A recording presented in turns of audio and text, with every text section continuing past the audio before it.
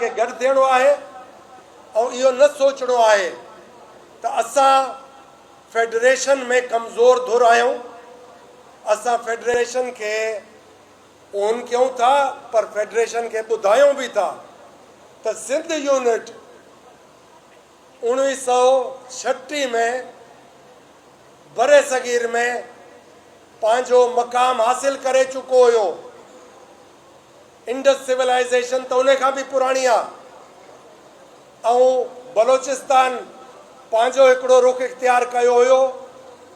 खैबर पख्तूनख्वा जेकी अॼु आयो आहे NWFP हूंदी उन्हनि जो हिकिड़ो पंहिंजो रुख हुयो ऐं पंजाब जेको आहे उन खे बाइफ्रिकेट कयो वियो हुयो पाकिस्तान ठाहिण लाइ। त मां तव्हां सभिनीनि जे साम्हूं चवणु थो चाहियां उहो पाकिस्तान कोन्हे जेको पंजाब टुटी असां सां गॾियो हुयो था।